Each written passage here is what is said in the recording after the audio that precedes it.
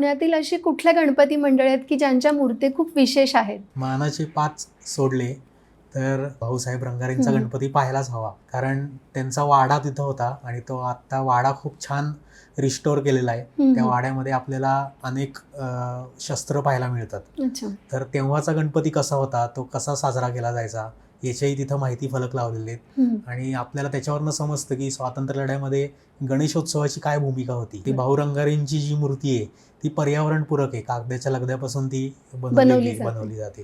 तर 130-150 वर्षापूर्वी साधारण गणेशोत्सव सुरू झाला आपण असं म्हणू. तेव्हा त्या व्यक्तींनी पर्यावरणाचा विचार केला होता. अनेक प्रसिद्ध तालमी होत्या पुण्यामध्ये. या तालमीमध्ये सुद्धा गणेशोत्सव साजरा केला जायचा. जसं की नारायणपेठेमध्ये लोखंडे तालीम आहे, त्यांचा गणपती सुद्धा थोडीशी मूर्ती वेगळी आहे आणि त्यांनी 1942च्या चले जाव आंदोलनामध्ये कार्यकर्त्यांनी भाग घेतला होता थेट. तर अशा हे लोखंडे तालीम मंडळाचा गणेशोत्सव पाहू शकतो आपण. शनिवार पेठेमध्ये एक कडबेआळी म्हणून आहे गणपती मंडळ, त्यांची मूर्ती पूर्ण चंदनातली आहे. तर तो गणपती नक्की पाहायला हवा. नंतर संहार करणाऱ्या मूर्ती म्हणजे राक्षसाला मारतायत किंवा शस्त्र उगारले त्या गणपतीने, अशा गणपती मूर्ती आहेत. त्याच्यामध्येच भाऊ रंगारी गणपती हा मोडतो. त्याच्यानंतर हत्ती गणपती सुद्धा त्याच कॅटेगरीमध्ये मोडणार आहे. नंतर काही लाकडी गणपती आहेत. तर शुक्रवार पेठेमध्ये एक लाकडी गणपती आहे. अनेक मंडळ अशी आहेत. जसं मंडईचं गणपती आपण पाहिला तर शारदेसह आपल्याला गणपती पाहायला मिळतो.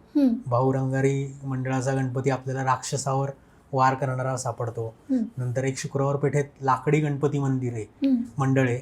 तर त्यांचा लाकडी गणपती आहे आणि दोन्ही बाजूला गणपतीच्या रिद्धी-सिद्धी आहे. नंतर सोमवार पेठेमध्ये तरोडे मंडळ आहे.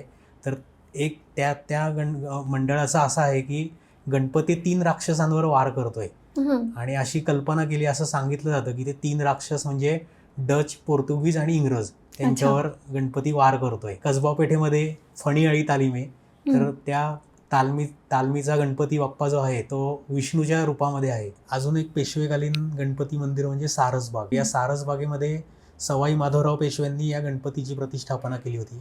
उजव्या सोंडेचा सिद्धिविनायक येतो आणि भोवतीने 25 एकरात तळं होतं आणि मध्यभागी गणपतीचं मंदिर. तर त्याला तळ्यातला गणपती म्हणून सुद्धा नाव पुणेकरांनी ठेवलेलं आहे.